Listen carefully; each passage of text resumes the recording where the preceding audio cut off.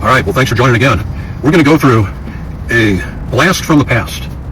And it just happened that I wanted to go back. I'm trying to get this book. It's called 144,000. It's written by Sue Patterson, probably a quarter of a century ago. It goes back a while. And I'm trying to get the book. She speaks fluent remnant. And she wrote this book about the 144,000. I'm trying to get the book. It's not easy to get this publication. But here's the book. And it's called, again, the 144,000 by Sue Patterson. She used to have her own radio show or program by the name of The Threshing Floor. And I just had this unction to go to this publication, and it's one of those things where you open it up and you point. Guess where I pointed? We'll go there right now. To some verbiage that has to do with the wheat and the barley. The wheat and the barley. That a lot of people are talking about right now because they're trying to coerce all these different concoctions that interplays into what they want the rapture to be. So let's get into it. There's 3 paragraphs that I'm going to read from. The first paragraph is the one that I pointed to, and it says, this is on page 30, I recently received a letter from a listener of my radio program, The Threshing Floor, and she pointed out some interesting facts about barley and wheat, because this all plays into the full moon. It all plays into what they call the preemptive.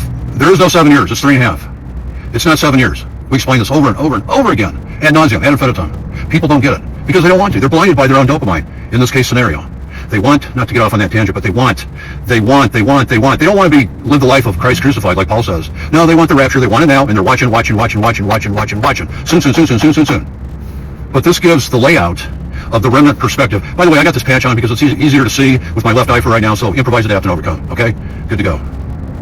These facts about the barley and the wheat show the characteristics of the two. Barley is a cereal grain that is rough in its texture. Now keep in mind, please, the element that interplays into what she's talking about is the allegorization, the allegorized metaphoric application. That is remnant speak. That is the remnant message and the remnant language per se. It's all about spiritual identity. It's all about spiritual heritage. It's all about spiritual inheritance. Let's go on.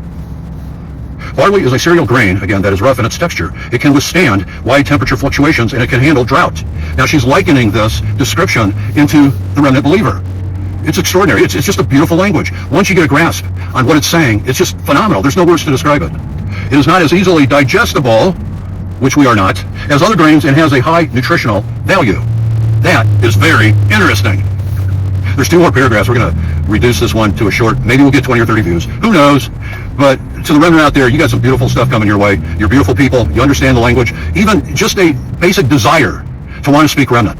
A remnant of who? A remnant of Israel, where you're born again, where that whole construct, likeness of the physical or physicality of the physical house was taken and translated over, having been passing over and trans-vectored over into born again Israel. Literally born again. It's spiritual, Romans 2:28-29. So we're going to leave it there. We'll come back tomorrow and we'll do the second paragraph. There's 3 paragraphs. We can talk about this stuff all day long, but we want people to get a basic grasp of the nomenclature, of the tone and the tenor of how to look at things through the lens of a remnant believer. With that, we'll close it out. I love you guys. Stay tuned. More good stuff to come.